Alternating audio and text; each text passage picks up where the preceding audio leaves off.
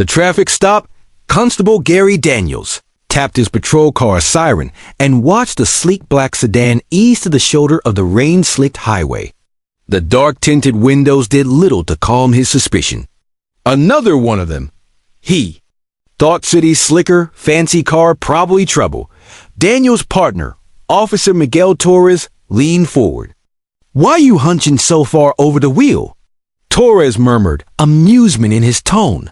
The rain streaked Daniels' visor as he pushed the door open and stepped into the downpour dot. He approached the driver's window with measured authority.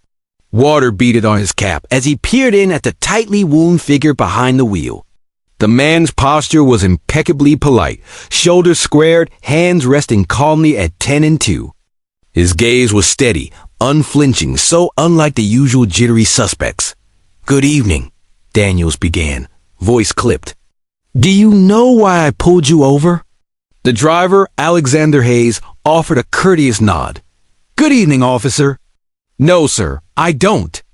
His voice was smooth, measured, but with a quiet confidence that set Daniels' teeth on edge. Daniels leaned in and pointed toward the car's rear. "Your right tail lights out." Hayes glanced in the side mirror, then back at Daniels. "I wasn't aware, officer. I appreciate you letting me know. I'll have it fixed first thing." Daniels suspected a lie. "May I see your driver's license and registration?" Hayes retrieved both with deliberate care. The leather wallet he produced was expensive stitched monogram initials glinting where Daniels could barely see them. Daniels' chest tightened. "License? Registration? Insurance?" Hayes handed over an insurance card, too. Daniels studied each document, dog-eared at the edges, but clearly well-maintained. The picture showed a composed man in his mid-40s, dignified, professional. It didn't fit Daniels' mental stereotype of criminals. He returned the papers with minimal ceremony. "I'll let you off with a warning," he said, tapping the tail light with his flashlight beam. "Fix it within a week or next time. It's a ticket." Hayes inclined his head. "Thank you, officer. Have a good night." Daniel expected the man to drive off immediately. Instead, Hayes leaned forward. Without hesitation, he placed a crisp business card on the dashboard and looked Daniels directly in the eye. "Officer Daniels," he said, voice still calm, "if there's ever an issue with your conduct, any complaint or concern you can contact Internal Affairs through me. I'm the head of the division." Time slowed. Rain pelted the pavement. The wipers on Daniels' cruiser squeaked. Torn between disbelief and indignation, Daniels stared at the card. White stock, embossed gold letters. Alexander Hayes, Director, Internal Affairs Division. His jaw clenched. You're who?" His voice cracked. The authority he wielded slipping. Hayes eased back into his seat. "My team handles complaints against officers. We investigate any allegation of misconduct.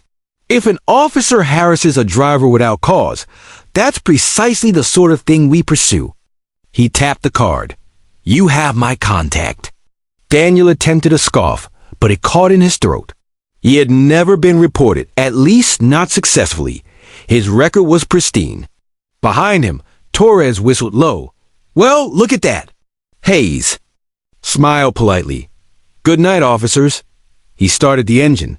The sedan's brake lights glowed in the rain. Daniels wanted to shout, to demand an explanation, but the words died on his tongue. Hat in hand, he retreated to his cruiser and eased back into the seat. Torres leaned over, peering at the card now resting on Daniels' dashboard. Internal Affairs? Head of IA himself. Daniel pressed his palm to his forehead, feeling. A migraine flickered to life. "Yeah." He shook his head, his voice flat. "Yeah." Torres gave him a sideways glance. "You all right?" Daniel swallowed. The rain tapped a nervous rhythm on the roof. He thought of the way Hayes had sat. Calm as a judge, unflappable. He thought of his own twisting nerves under the blue lights. "Yeah, I'm fine," he muttered, though nothing felt fine. His gaze lingered on the business card.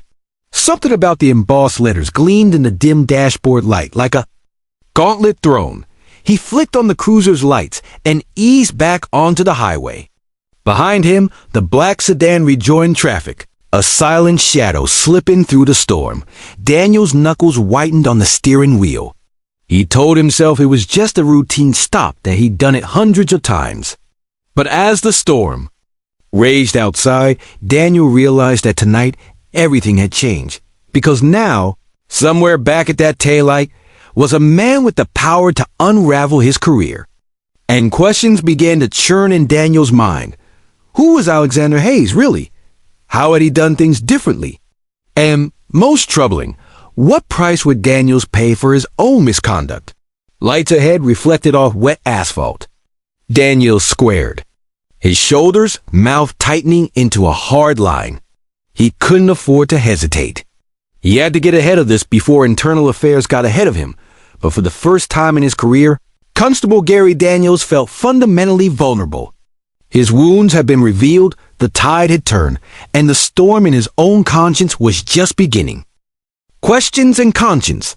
The next morning, the precinct was buzzing with the hum of radios, clacking keyboards, and the low drone of case files being shuffled.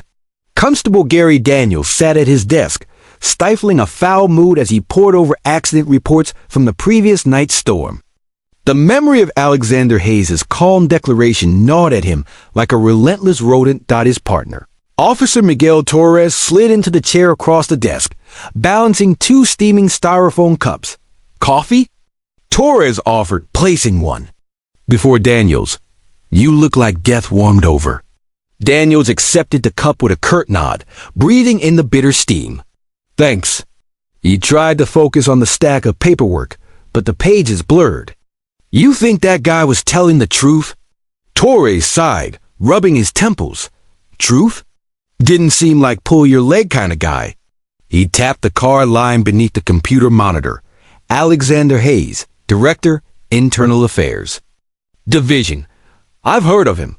He's sharp, no nonsense. He turned EA around last year, stopped so many dirty cop scandals. Daniel scowled. EA doesn't investigate its own? Exactly, Torres replied. That's why they brought him in from the AG's office. He doesn't play politics. He leaned back. Why are you so jumpy? You've pulled over bigger targets. Daniel's jaw tightened. Yeah, but never EA. He took a slow sip of coffee. The acrid taste stung. He practically handed me a grenade. Torres cocked an eyebrow. Grenade? Daniel massaged his forehead. The stop last night. I cut him off. Could have been dangerous in this weather. I let bias win over judgment. He paused, eyes dark. If he files a complaint, Torres waved a hand. Then you handle it. Show him your training, your record. You'll be fine. Daniel studied the card again, envy and shame warring in his chest. He tucked it into his badge holder and stood. I'm heading to the station. Manager's office. Torres frowned. You sure? Daniel nodded. I need to get ahead of this. Captain Evelyn Monroe's office was quiet, save for the ticking of a brass desk clock and the distant echoes of dispatch chatter. Daniels knocked lightly and entered, the damp chill of his uniform seeping into the room. Monroe, a compact woman, with steely gray eyes and a reputation for fairness, motioned for him to sit. Gary, she began, her tone neutral. Miguel said you wanted to talk. He swallowed, fingers tightening around the business card beneath his palm. Yes, ma'am, he exhaled. Last night's traffic stop. Monroe steepled her. Fingers. Go on. Daniel took a breath. I pulled over a black motorist for a broken tail light. Standard procedure. But I let personal bias guide me. I treated him like a suspect, not a citizen. Worse, he revealed he's the EA director. He suggested I contact him if there's a complaint. Monroe's eyes narrowed slightly. You've never had a complaint filed against you? Not formally, Daniels admitted. But this feels different. He's the head of internal affairs. If he reports misconduct, false arrest, racial profiling, it goes straight to the top. Monroe leaned back, considering. Have you reached out to EA yourself? Daniel shook his head. No, he hesitated. I wanted to talk to you first. Monroe's gaze softened. I appreciate your honesty. That's a start. She tapped her pen. Here's what we'll do. I'll notify EA that you want to cooperate fully. You'll write a statement detailing the stop facts, timeline, everything. No opinions, no excuses. Daniel exhaled in relief. Thank you, ma'am. Monroe's lips curved. You're a good officer, Daniels. One bad decision doesn't erase your record. Use this as a learning moment. He nodded vigorously. Yes, ma'am. As he turned to leave, Monroe called softly, Gary, be ready for Aya's call. They'll set up an interview within 48 hours. Daniel froze, then replied, Understood. Back. At his desk, Daniel stared at the blank memo template on his computer. He thought of Hayes's measured calm, the steady authority in his eyes. Daniel's chest tightened. He opened a fresh document and typed, Statement of traffic stop, Rainy Highway, 4:15 a.m., July 5th, 2025. He recounted each detail. Activation of radar, observation of brake light failure, approach protocol, license check, conversation verbatim.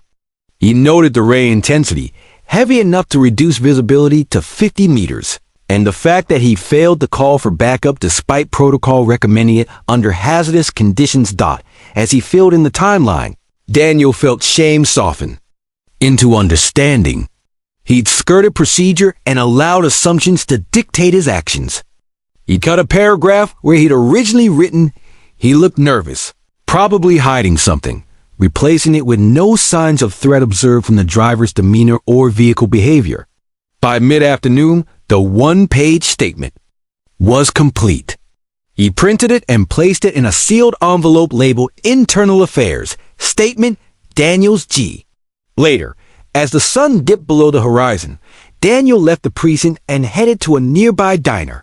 He sat in the corner booth, nursing black coffee. Torres joined him, 2 slices of pie in hand.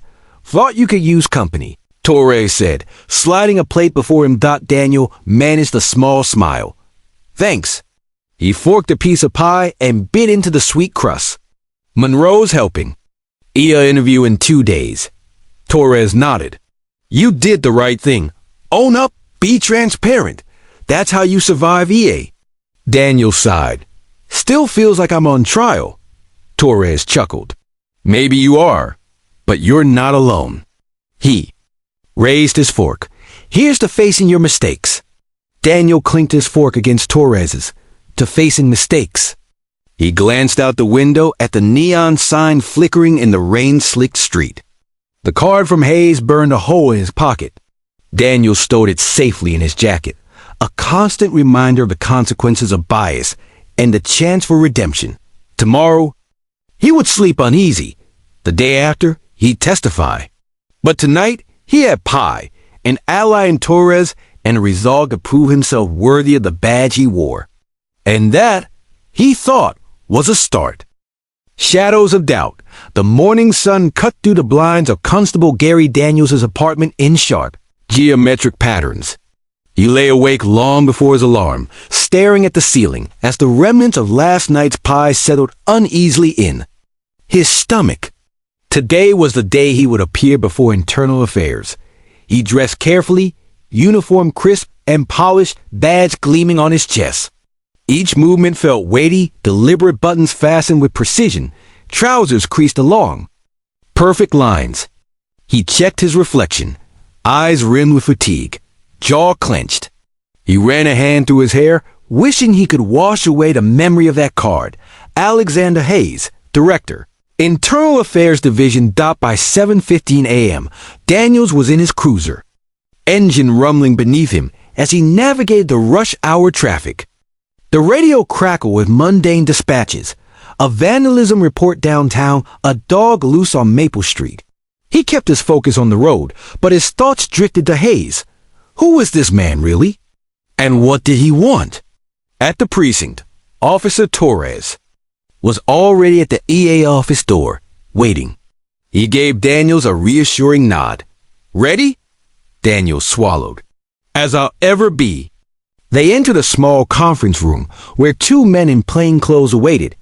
Agent Robin Sinclair, Lean and alert, and SGT Marcus Levine, whose square shoulders and measured gaze suggested years of fieldwork. A recorder sat on the table. It's red light dormant. Constable Daniels, Sinclair said, extending a hand. Thank you for coming in. We appreciate your cooperation. Daniels offered a stiff nod but declined to shake hands. He sat, keeping his back straight. Sinclair clicked a pen, then nodded at Levine, who hit record. The little red light glowed steadily. Please state your name and badge number for the record. Sinclair began. Gary Daniels, badge 4723. Daniels replied. Voice steady. Sinclair leaned forward. This interview concerns the traffic stop on July 5th. You provided a written statement, but we'd like to hear from you directly. Tell us what happened, in your own words. Daniels exhaled. He recounted the events. Activation of dash cam. Observation of the broken tail light. Procedures followed. Lights on. Siren brief. Approach from the passenger side. Request for documents. He emphasized the record. Standard protocol. Under hazardous weather conditions. Sinclair's pen moved steadily across her notepad. Levine watched Daniels like a hawk, arms folded. When Daniels paused, Sinclair prompted gently, and your decision not to call for backup. He hesitated. I determined that the situation was low risk. The driver complied immediately. No signs of aggression. Were there any factors that influenced that assessment? Levine's tone was neutral but probing. Daniels swallowed. Bias played a part. I assumed risk based on the driver's demographic and vehicle. He closed his eyes briefly, shame slicing through him. I realized afterward that was wrong. Silence filled the room as Sinclair exchanged a look with Levine. Then Sinclair nodded.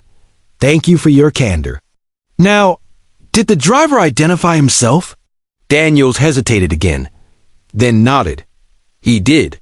He handed me a business card. Alexander Hayes, Director of Internal Affairs Division.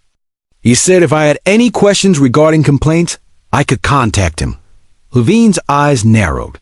Did that affect your behavior during the stop? Daniels ran a hand through his hair. It made me tense. I became cautious.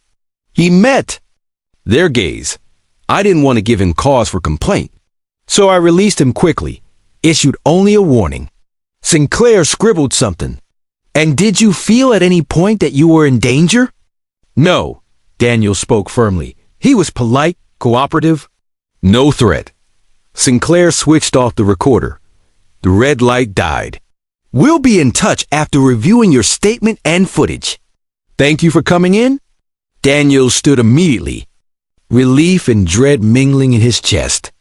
Agent Sinclair offered a small professional smile. Your cooperation is noted. Back in the hallway, Daniels exhaled. Torres fell into step beside him. How do you feel? Like I just survived a cross-examination. Daniels ran a hand along the wall. They asked all the right questions. Torres glanced at him. You were honest. At least I'm trying to be. Daniels paused. I need to watch that footage. I need to see how I handled it. Late afternoon, Daniels returned to the precinct's evidence locker. He slipped a DVD into the player and watched the dashcam recording. The scene played out in real time, rain spattering on the windshield, the silhouette of Hayes' sedan drifting onto the shoulder. Daniels flicked on lights, the red and blue strobes painting the wet asphalt in shifting color. He saw himself step out, approach the window. His posture was rigid, his gaze fixed on Hayes' face. He replayed his own words back to himself, curt, clipped. He heard the tremor in his voice when Hayes mentioned Ia. He watched Hayes' calm composure, the steady gaze that never wavered. He fast-forwarded to the exchange of documents. His hand trembled slightly as he took the license. He felt a rush of pity mixed with contempt feelings. He low. Daniels closed his eyes. He realized that the tape was more than evidence. It was a mirror.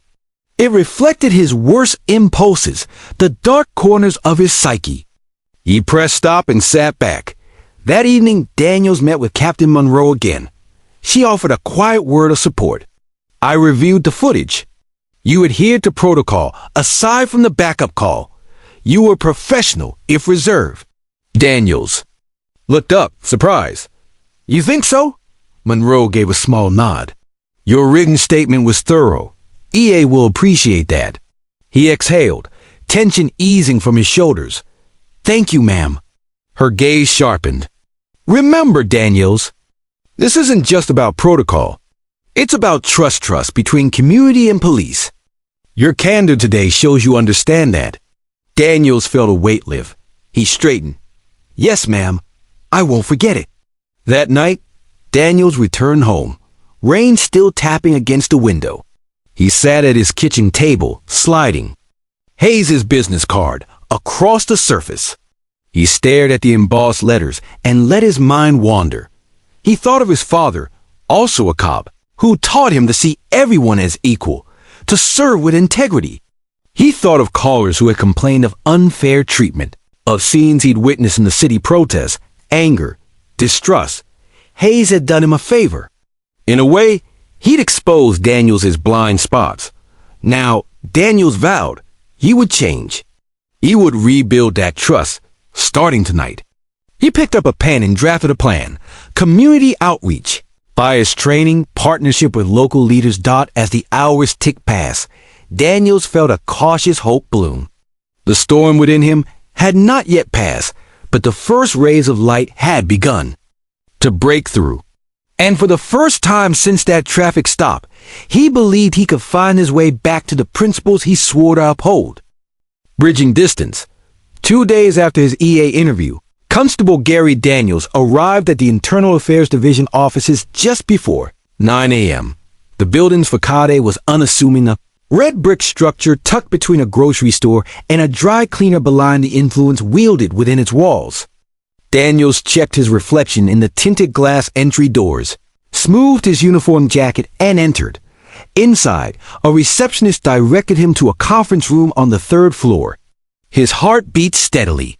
This meeting was voluntary, part of a new departmental bias awareness program spearheaded by Director Alexander Hayes himself. Daniels carried a folder containing his outreach proposals and an open mind. Minutes later, Hayes strode in.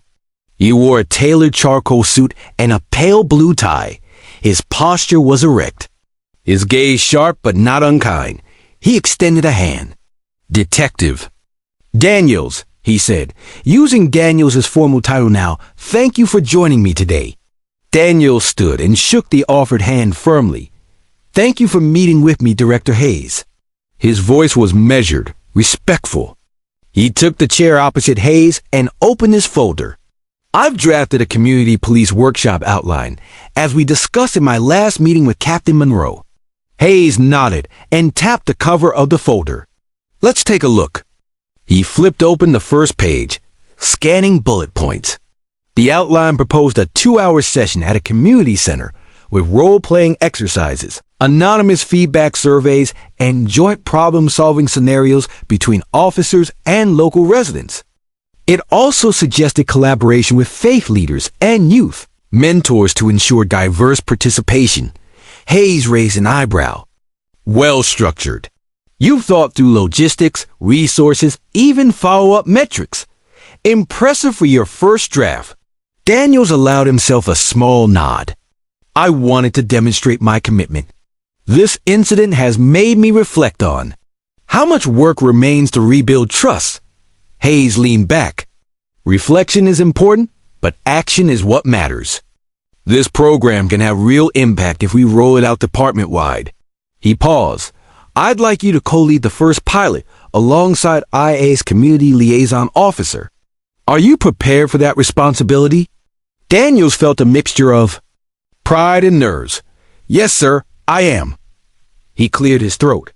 If there's any feedback you or the liaison officer have, I'll integrate it immediately. Hayes closed the folder. Good. I'll have the liaison officer send you names and contact info for community stakeholders. We'll host the pilot next Friday evening. You'll present, facilitate discussion, and observe. Afterward, we'll debrief and adjust the curriculum. Daniels jotted notes. Understood. I'll prepare accordingly. Hayes studied him for a moment. Detective, you must understand, this isn't a punishment. It's an opportunity not only for the department, but for you personally. Systemic bias doesn't vanish with a writing of policy. It requires ongoing vigilance. Your willingness to lead this effort says you are serious about change. Daniels met his gaze. I want to do more than just avoid mistakes. I want to help prevent them in others. Hayes nodded approvingly. Then let's get to work. He stood, extending his hand again. Thank you for stepping up. Daniels rose and shook it. Thank you for your guidance, sir. Back at the precinct later that day, Daniels briefed Officer Torres on the upcoming pilot program. Torres whistled, leading a training session for other cops and civilians. That's big. Daniels smiled wanly. I know, but if I can help improve relations and shape better practices, it's worth it. He capped his badge. I owe it to the community and to myself. Torres clapped him on the shoulder. You'll do great, and I'll be there for support. On Friday evening, the community center's multi-purpose room felt alive with anticipation. Half-moon tables were arranged in a U-shape, name cards placed before empty chairs. Flyers for the session, building trust together, a community police. Dialogue adorned the beige walls.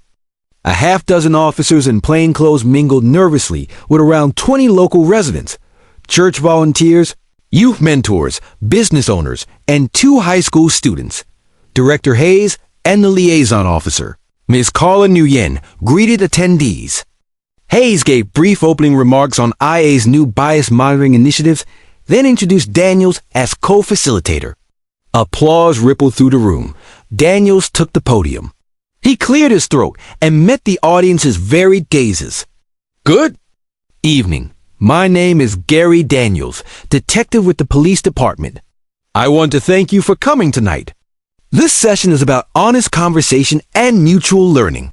We'll explore scenarios that challenge us to understand each other's perspectives. He launched into a short icebreaker. Participants paired up one officer and one civilian to share a personal story of trust or distrust with institutions.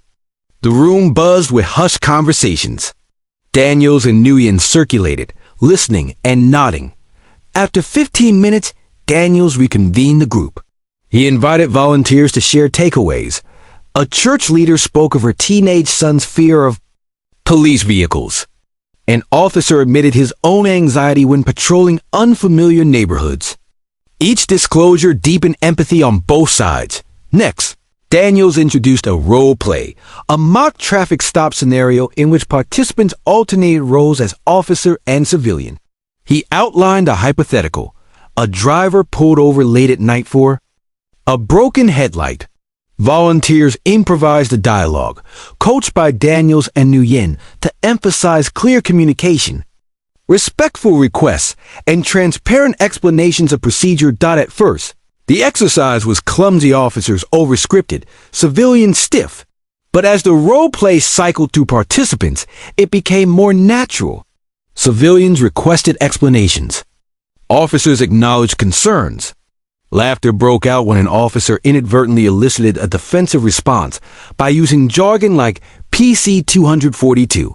Daniels gently guided corrections. Use language everyone understands. Over the next hour, the group dissected each vignette, identifying moments when bias could creep in, assumptions about intent, tone of voice, body language. Daniels wrote key insights on a flip chart. Explain actions clearly, ask before acting, acknowledge power imbalance, invite feedback. The chart filled with marker strokes dotted the close. Nguyen asked participants to complete anonymous feedback forms rating the session's usefulness and suggesting improvements. As attendees trickled toward the exit, many shook Daniels' hand, thanked him for his openness, and expressed hope for more events like this. Daniels felt a warm satisfaction. The evening had surpassed his expectations. The atmosphere was honest, the dialogue genuine. He caught Hayes watching from the doorway. Nodding approval. The next morning, Daniels found an email from Hayes, labeled Pilot Debrief, please read. He clicked it open. Nguyen's summary praised the session's structure, highlighted strong facilitation skills, and noted transformative moments when officers visibly shifted perspective. A few comments suggested deeper exploration of mental health, crisis scenarios, and inclusion of youth voices in future sessions. Hayes' note concluded, "Excellent work, Detective. Your leadership here is vital. Let's meet next week to expand this program. Thank you." Daniels exhaled, a smile spreading across his face. The endorsement meant more than any commendation he'd received. He felt, for the first time in weeks, a clear path forward, one rooted in genuine partnership and accountability. He replied, "Thank you, Director. I look forward to continuing this work." As he sent the message, Daniels sensed that the gulf between law enforcement and the community could be bridged not by force, but by dialogue and respect. The road ahead would be long and old habits would die hard, but tonight's success was proof that change was possible. And with Alexander Hayes' support and his own resolve, Daniels vowed to walk that road one honest conversation at a time. Tests of integrity. The following week dawned with overcast skies and a restless tension in the air. Detective Gary Daniels arrived at the precinct before his shift began, still buoyed by the success of the community dialogue pilot, yet beneath his optimism lay an undercurrent of apprehension. Today, he would face his first unscripted test, a routine burglary report that carried unexpected complications.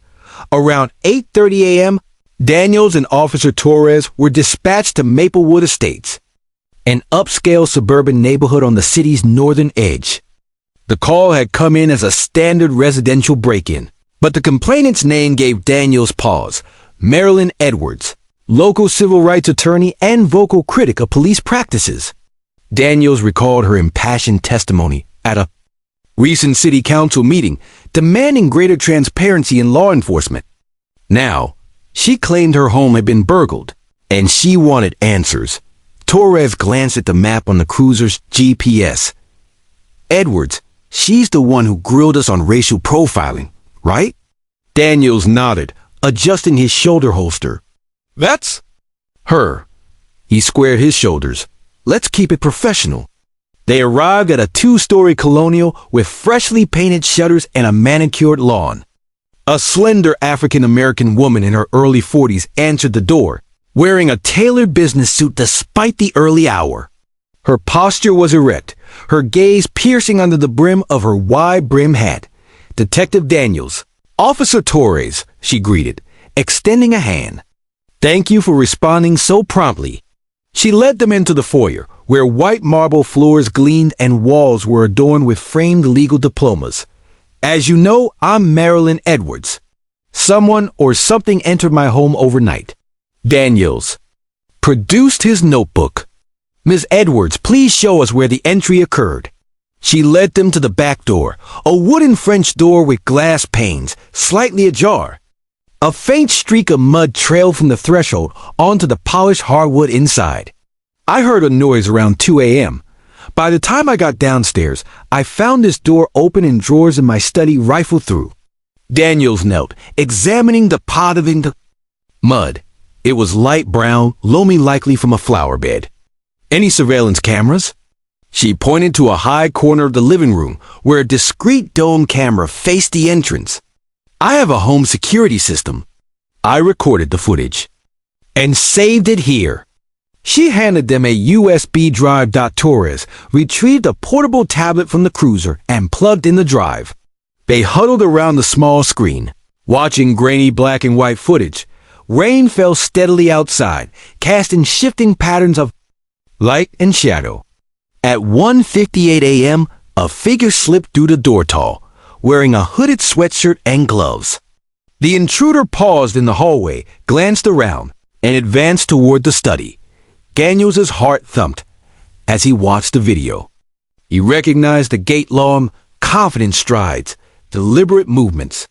While the hood obscured the face, his mind raced back to the alley where an unmarked police cruiser had been parked 3 nights before.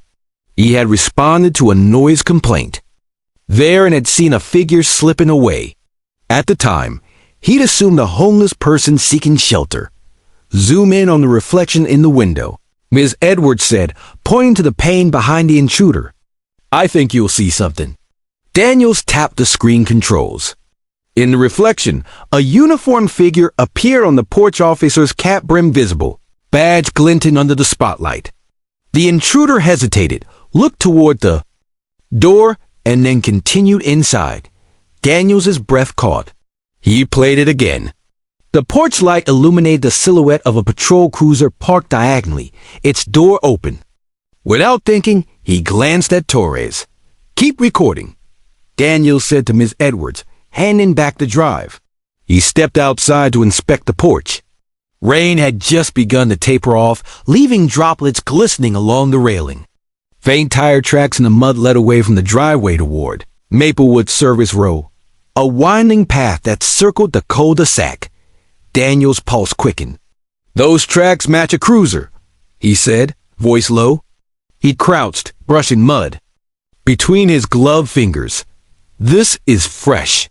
Back inside, he notified dispatch to confirm all active cruiser assignments in the vicinity last night.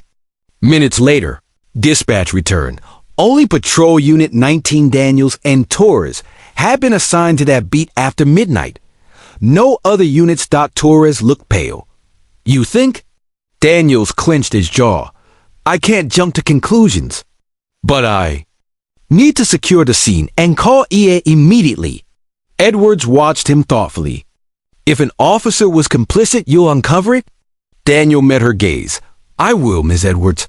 I promise full transparency. Inside the cruiser, Daniels activated his department-issued cell phone and dialed the EA tip line. His hand trembled. As he described the situation, possible involvement of an on-duty officer in a burglary. He requested a supervisor from EA respond immediately. Torres sat in stunned silence as Daniels relayed the tip. The weight of his responsibilities pressed heavily on him.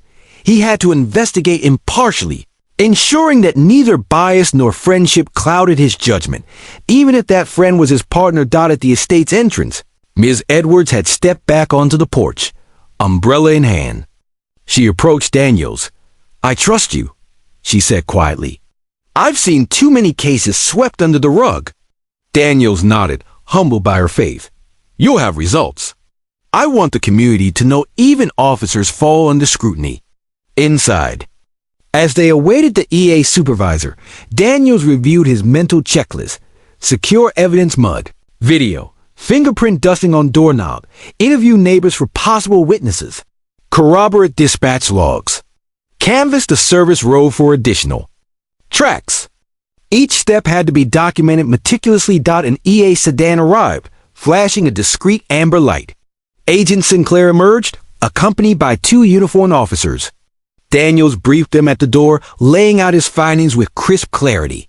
Sinclair listened, expression unreadable, then nodded.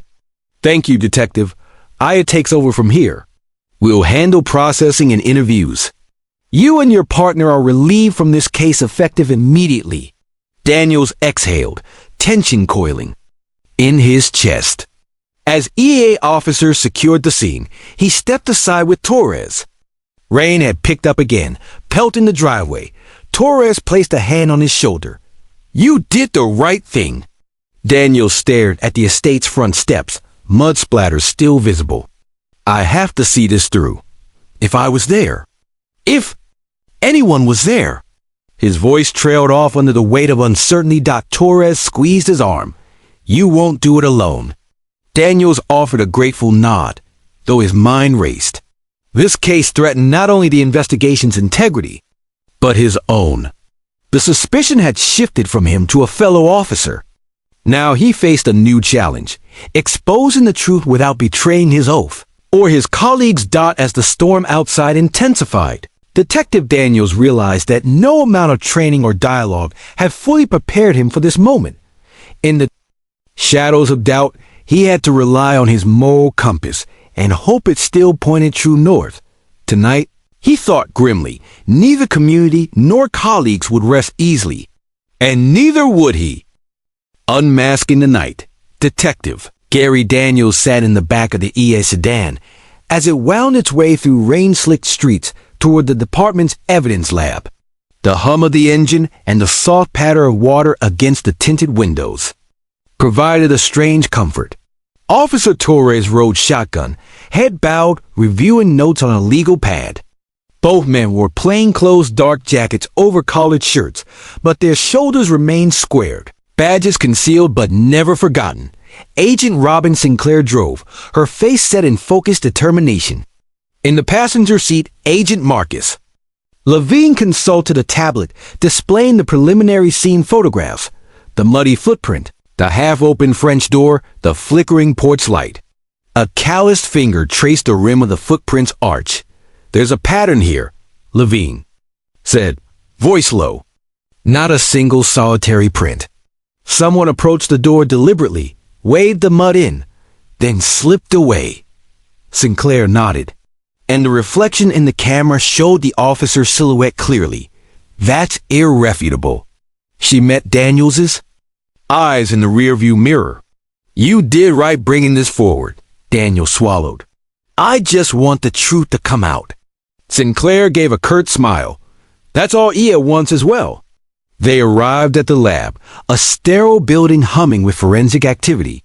In the processing bay, 2 uniformed EA technicians wore gloves and face masks as they worked under bright overhead lights.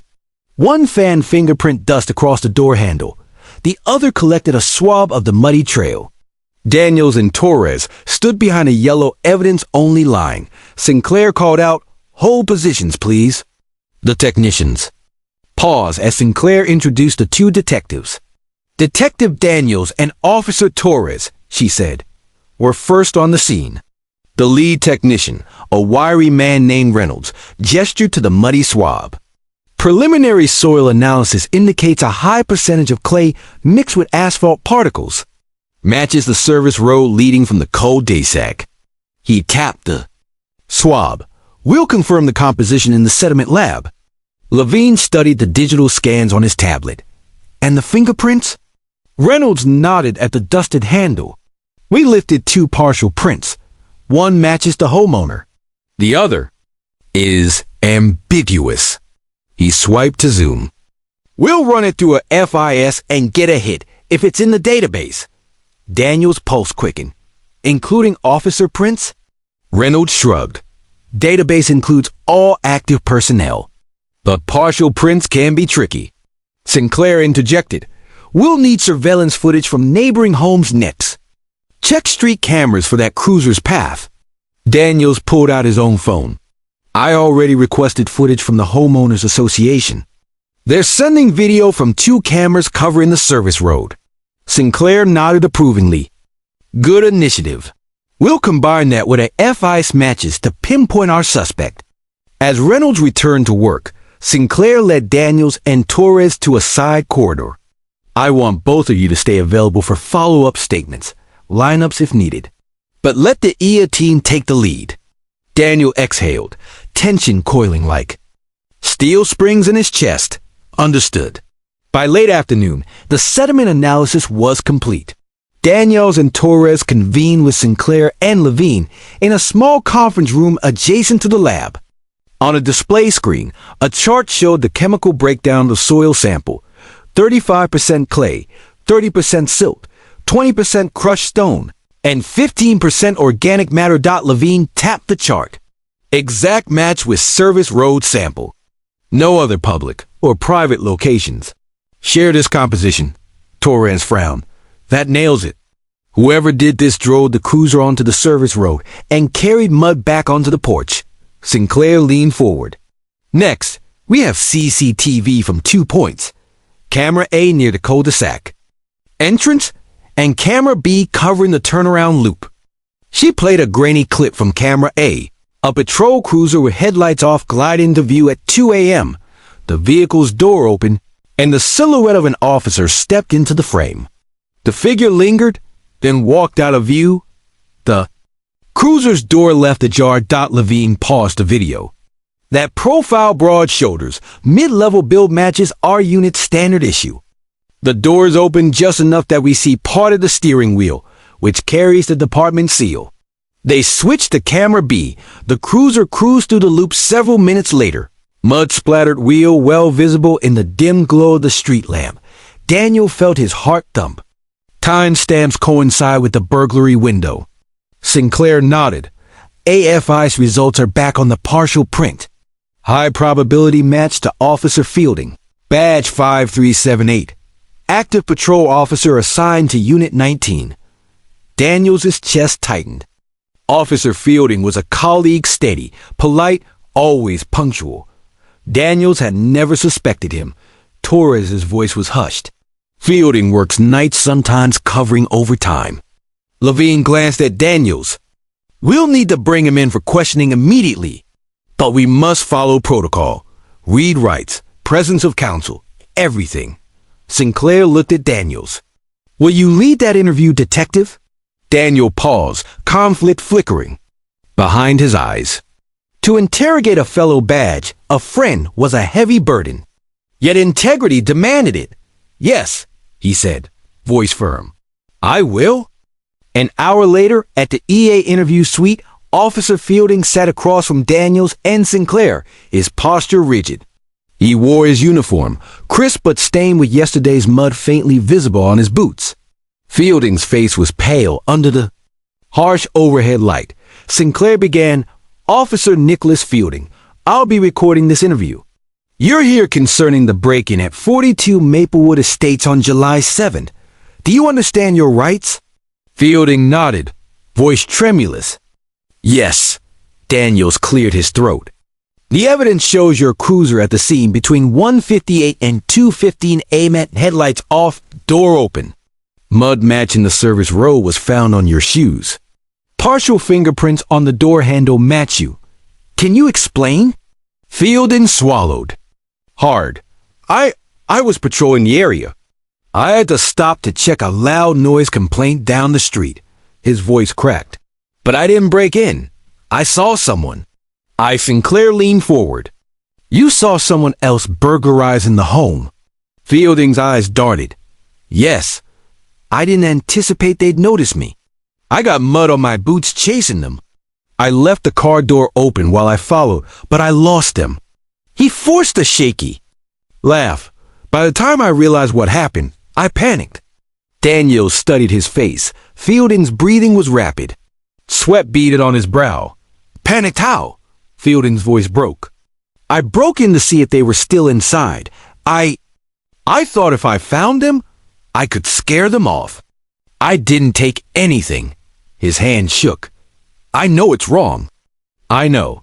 Silence reigned as Daniels processed the confession. Fielding looked like a man unmoored, split between duty and fear. Levine closed his tablet. Thank you for your cooperation. We'll review evidence and determine charges. He rose.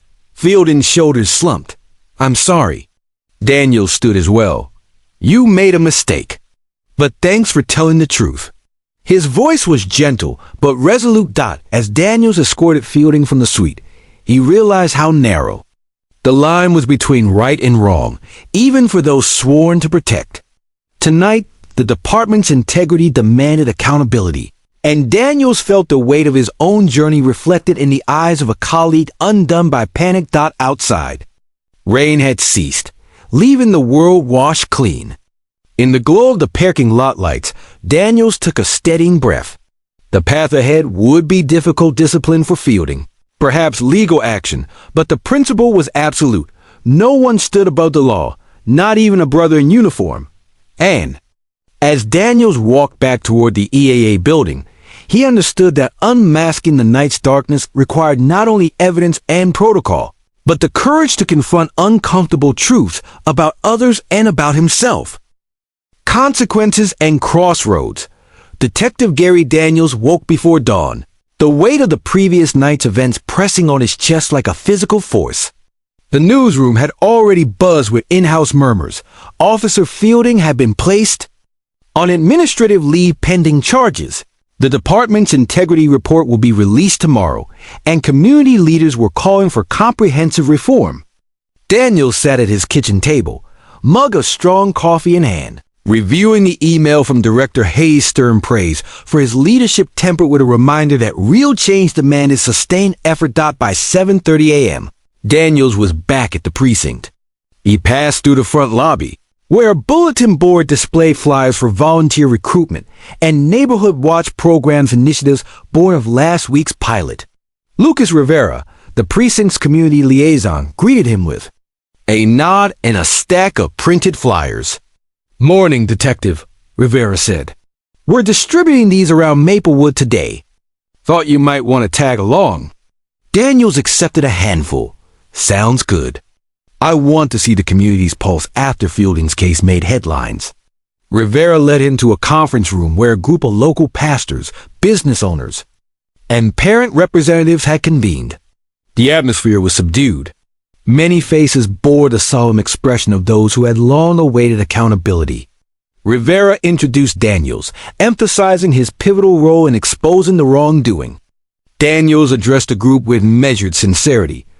"I know trust has been broken," he began, "but our department is committed to transparency and tangible reform. Today I want to hear your concerns directly, so we can develop policies that truly reflect community needs." An elderly pastor, Reverend Jenkins, rose. "Detective, we appreciate your honesty, but many fear this is just another cycle scandal. Promises, then silence. How will you ensure that this moment leads to lasting change?" Daniels met Jenkins's gaze. "By involving you at every step. Policy drafts, training sessions, oversight committees. No closed-door decisions. You will see progress markers quarterly, and if we fall short, you hold us accountable." A murmur of assent rippled through the room. A young entrepreneur, Maria Santos, spoke next. "And what about officers who still harbor bias? Fielding's case was egregious, but how do you root out subtler prejudices that go unreported?" Daniels nodded. "We're expanding the bias awareness workshops, but also instituting peer reviews and anonymous feedback channels. Officers will rate interactions with supervisors, and community members can submit commendations or concerns for every officer. Data will guide targeted training." The group pressed further questions about stop and frisk protocols, body camera policies, disciplinary transparency. Daniels took notes and pledged to compile responses into an actionable plan. As the meeting ended, Rivera clapped Daniels on the back.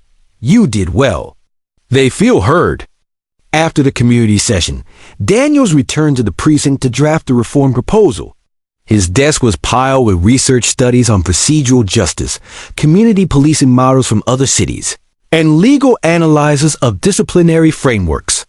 He spent hours synthesizing these into a coherent memorandum, structuring it around 5 pillars: transparency, accountability, training, community engagement, and mental health support for both officers and civilians. At midday, his phone buzzed. It was Officer Torres. "Daniels, you've got to see this." Fielding's arraignment just streamed live. Local news is all over it. Daniels switched on a nearby monitor. The live clip showed Fielding standing before Judge Patel, handcuffed, but composed. Charges: burglary, official misconduct, abuse of authority. The judge set bail at $25,000 and scheduled a preliminary hearing. News anchors highlighted the department's swift response and Daniels' role in upholding integrity. Torres leaned in. "Your handling of the case earned you commendations. But it's also stirred tension among some officers who feel betrayed." Daniel rubbed his temples. "I anticipated that. Some will see Fielding as collateral. Others will understand duty supersedes loyalty." He sighed. "I'm ready for the fallout." That afternoon, he attended a closed-door meeting with the police union representatives. The room was thick. With guarded silence, Union President Carla Vega spoke first. "Detective, we support rooting out corruption. But many officers feel targeted unfairly, like the entire force is under suspicion because of one bad actor." Daniels listened, then responded calmly. "Union President Vega, you and your members are not under attack. We're seeking clear, Standards so officers know what's expected. Accountability measures protect honest officers by distinguishing them from misconduct. A senior lieutenant chimed in, but the community liaison sessions feel like public trials. Officers walk on eggshells. Daniels acknowledged their concerns. Feedback mechanisms will include officer input. We'll refine the format to ensure fairness and mutual respect. The goal is partnership, not adversarial oversight. After 2 hours, the discussion ended with tentative agreement to participate in the oversight committee and advisory panels. Daniels felt the tension ease while not fully resolved. Lines of communication had opened out late in the day. Daniels walked back to his cruiser. Rain had returned in gentle drizzles, reminiscent of the night of the original traffic stop. As he approached the vehicle, his phone rang. The caller ID flashed Alexander Hayes. Daniels answered. Director Hayes. Hayes's calm voice came through. Detective, I reviewed your reform memorandum draft. It's comprehensive and grounded in best practices. I have a few suggestions integrating data analytics for early warning signs of misconduct and establishing a civilian review board with veto power over discipline. Daniels' heart lifted. Thank you, sir. I'll incorporate those elements immediately. Hayes continued, also, consider regular joint ride-alongs between officers and community observers. Real-time dialogue can build empathy. Daniels typed notes on his phone. Understood. I'll add that to the training pillar. Hayes paused. This is exactly the proactive leadership our department needs. I'll present the final proposal to the chief next week. Daniels exhaled in relief. I appreciate your support, Director. Hayes' voice softened. Remember, Daniels, you turned a crisis into an opportunity. Stay vigilant. Culture change requires persistence. I'll be in touch. He hung up. Daniels pocketed his phone and looked up at the rain-darkened sky. That evening, Daniels sat alone in his apartment, reviewing the day's events. Fielding's arraignment, community dialogues, union negotiations, Hayes' endorsement, each represented a milestone on the path of reform. He thought back to his own misstep during the initial traffic stop, the shame that had driven him to honesty and collaboration. On his desk lay the reform proposal, a testament to how one person's willingness to confront bias can ripple outward to affect systemic change. Yet he knew the hardest part still lay ahead: implementation. Policies could be drafted, workshops held, oversight panels formed, but lasting transformation depended on individuals embracing new mindsets. He rose and stepped to the window, watching raindrops trace patterns on the glass. In the dim glow of streetlights, he saw his reflection, a man at a crossroads between duty as it had been and duty as it could be. Detective Gary Daniels touched the window pane and whispered, "This is just the beginning." A soft chime signaled a message on his phone, a text from Officer Torres, "Great work today. Proud to stand with you." Daniels smiled and tapped out a reply. As he sent it, he felt a renewed sense of purpose. The crossroads lay behind him. The road forward was clear, if arduous. And in that moment, Daniels understood that true integrity was not a destination, but a continual journey, one he was ready to walk, rain or shine. A new dawn of accountability. The day of the departmental presentation dawned clear and bright, a stark contrast to the stormy uncertainty that had hung over the force just weeks before. Detective Gary Daniels arrived at headquarters early, the polished floors of the main lobby reflecting his uniformed figure and the determined glint in his eyes. Today, he will present the finalized reform proposal shaped by community feedback, union input, and Director Hayes' insights before Chief Martinez and the entire command staff. In the conference chamber, rows of senior officers, civilian oversight members, and community representatives gathered. At the front, a large screen displayed the departmental seal alongside the title Roadmap to Restore Trust, Accountability, and Partnership. Daniels felt his pulse sharpen as he gripped the remote clicker in his hand. Director Hayes took the stage first. His calm, authoritative presence set a tone of seriousness and possibility. Thank you, colleagues and community partners, for your dedication during this critical period, Hayes began. Today, we move from promise to practice. He stepped aside and gestured toward Daniels. Daniels stepped forward, heart steady, and launched into his presentation. His voice resonated through the chamber. Chief Martinez, Director Hayes, members of the command staff, and community liaisons, thank you for this opportunity. Our proposal rests on 5 pillars: transparency, accountability, training, community engagement, and wellness support. He clicked to the first slide, the transparency pillar, featuring bullet points on public release of misconduct data, quarterly ethics audits, and an independent civilian review board with subpoena power. Transparency fosters trust, Daniels explained. We commit to publishing detailed reports anonymized as needed, so the community can see where we succeed and where we fall short. A murmur of approval rippled through the audience. He advanced to accountability, detailing early warning analytics that flagged officers exhibiting repeated citizen complaints or unusual use of force incidents. This system alerts supervisors before minor issues escalate, Daniels said. Coupled with clear disciplinary guidelines, it ensures consistency and fairness. Next, the training pillar. Bias awareness workshops, de-escalation simulations, and quarterly ride-alongs pairing officers with community volunteers. A slide show photographs from the pilot workshop civilians and officers engaged in role-play. Marker-strewn flip charts behind them. Ongoing education keeps us vigilant against subconscious bias. Daniels stressed. He shifted to community engagement, highlighting neighborhood councils, youth mentor collaborations, and a 24/7 digital feedback portal. Community voices shape our policies, he said. By hearing concerns directly and acting on them, we forge genuine partnerships. A testimonial video clip played silently at the side screen, Ms. Nguyen and Pastor Jenkins praising the initiative's inclusiveness. Finally, wellness support. Addressing mental health resources for officers and civilians affected by interactions. Serving and protecting takes a toll, Daniels noted.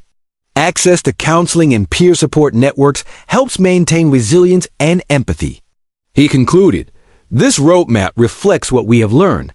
Integrity is earned through actions, not words. Together, we can set a new standard for policing, one where accountability and community partnership define our legacy. A moment of silence followed, then applause broke out across the chamber. Chief Martinez, a stalwart figure in uniform, rose and offered his remarks.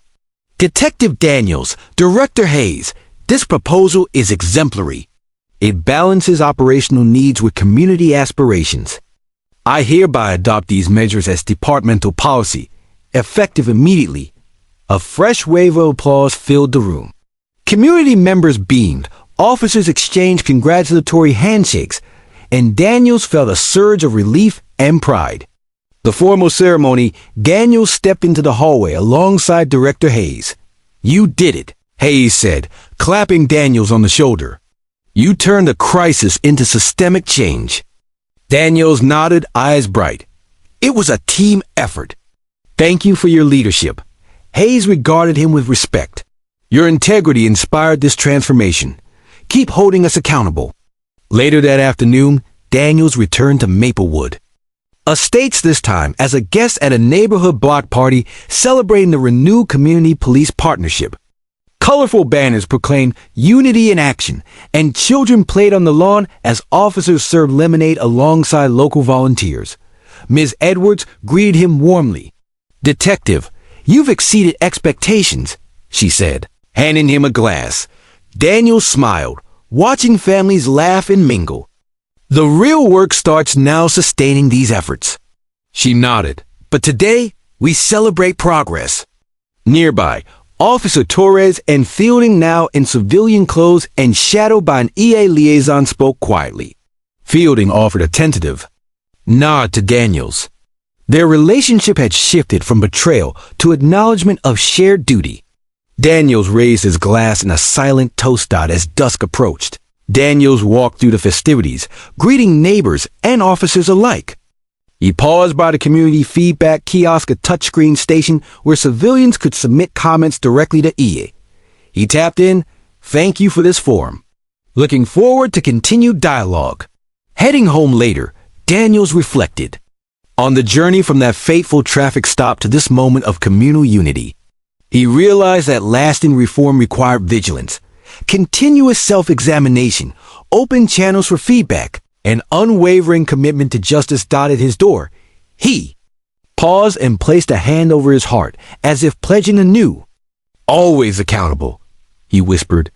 Inside his home, he found a package on his dining table, freshly printed copies of the new policy manual, embossed with the departmental seal and signatures of Chief Martinez and Director Hayes. He opened the booklet's first page. Chapter 1, Living Our Values Service, Integrity, Respect. Daniels closed his eyes, inhaling the crisp paper scent. The road had been arduous, fraught with doubt and tests, but it had led to a dawn of accountability. He placed the manual on his shelf among mementos of his career awards, commendations, and notably, the business card he still kept from Alexander Hayes. He smiled, turning off the lights. Outside, a full moon illuminated the quiet street. In that silver glow, Daniels felt both humility and resolve.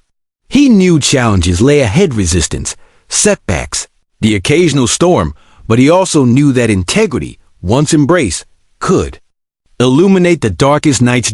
As he lay in bed that night, sleep came easily, tempered by the satisfaction of duty fulfilled and the promise of service renewed. In the morning, he would don his badge again and step into the world, ready to uphold the trust he had helped restore, ever vigilant, ever accountable, and ever committed to the new dawn he had helped bring to life.